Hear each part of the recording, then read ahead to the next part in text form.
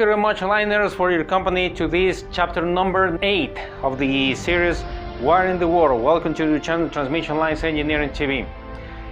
In this chapter, we will talk about the electrical development of Central and South America.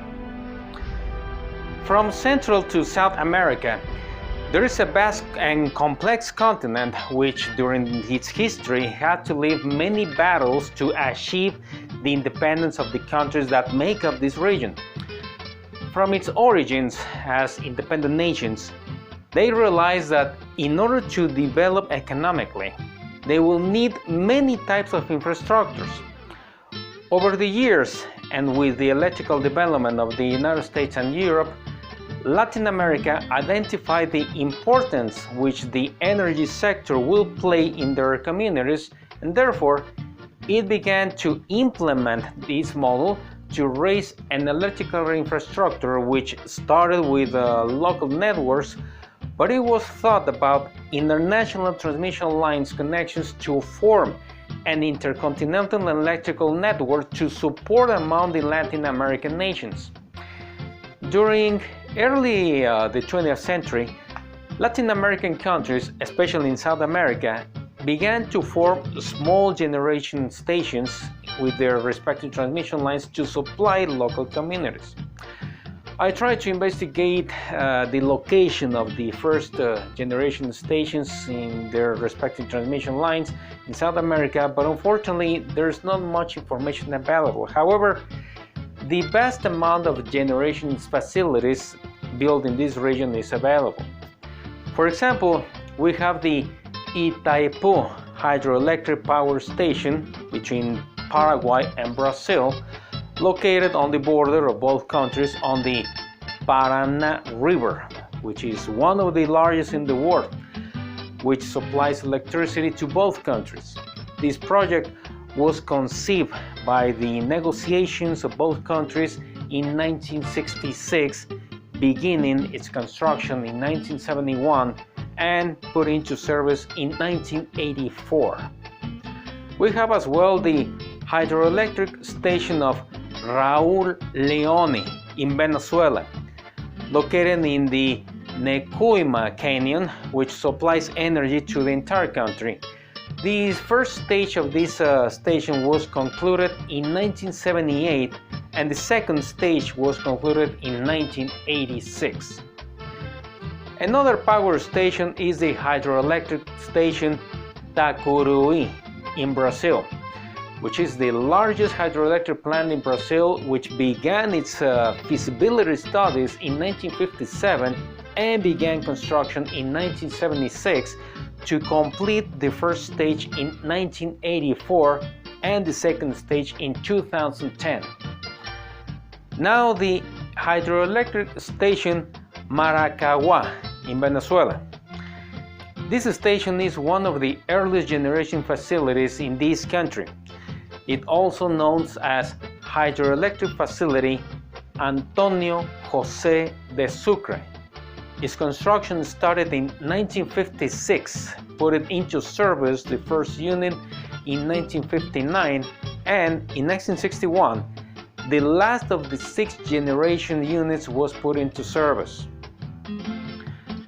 Another station, hydroelectric Yacyretá in Paraguay and Argentina.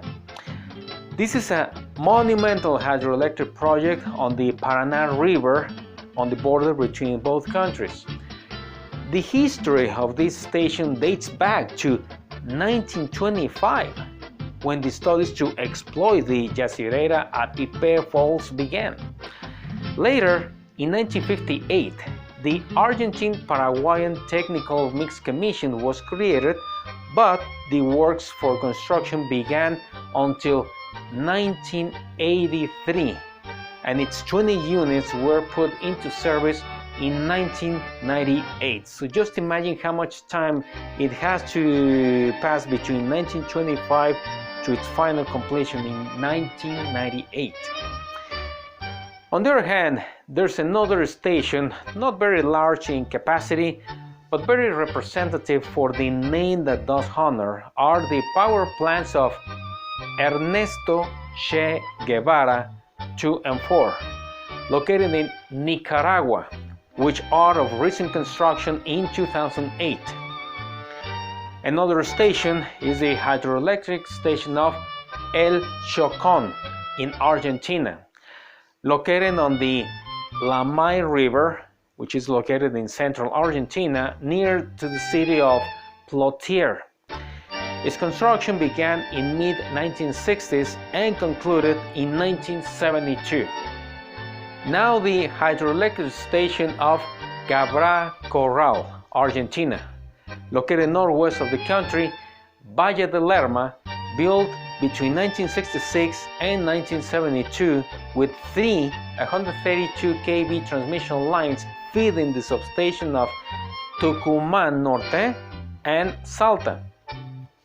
Another station is the hydroelectric station of Chivor, located in Colombia, about 160 kilometers northwest from the city of Bogotá, which was built between 1970 and 1982.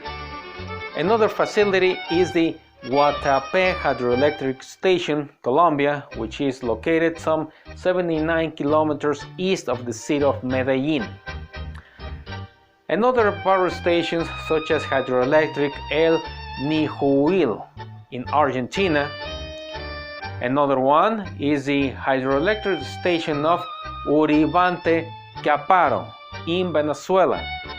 There is as well the hydroelectric Salto Grande, Uruguay, located between the Uruguay and Argentina border. We have as well the hydroelectric station Rincón del Venote in Uruguay, located on the Negro River west of the city of Mercedes. Another station, hydroelectric Piedra de Águila, located in Argentina. Now going to Chile, there is the hydroelectric station Atunco, located on the river La Laja and El Toro.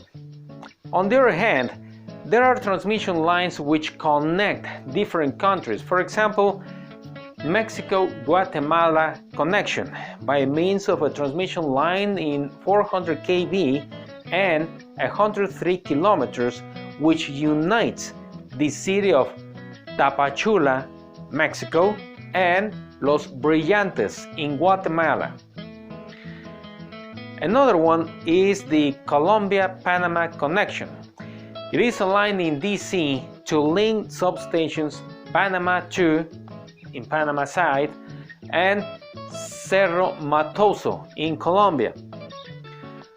We have as well the Paso de los Libres Uruguayana connection, which connects Argentina and Brazil by means of a transmission lines of 132 kVs.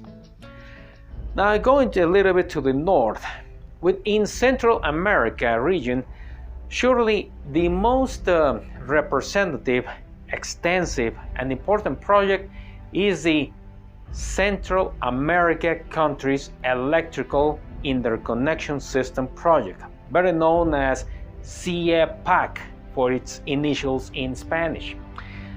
The reason for carrying out this ambitious project was to promote and strengthen the electrical system in Central America, not as independent countries, but as a great international system which is the backbone of the electrical supply, which feeds the sub-regional systems for each country.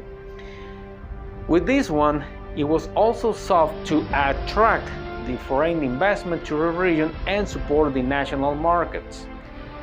CEPAC project consists of one 230 kV transmission line and 1,800 kilometers of transmission lines connecting the countries of Guatemala, El Salvador, Honduras, Nicaragua, Costa Rica, and Panama.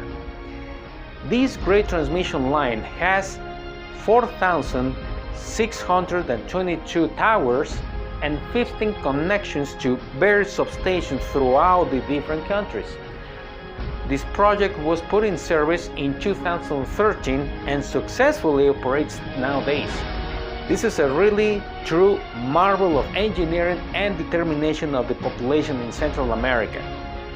Well, this was a very quick overview about the electrical development in the regions of Central and South America. In the next chapter, we will see the electrical development of Mexico. So I hope to have the privilege of your company for the next one. So until next video, Transmission Lines Engineering TV, training to power the world.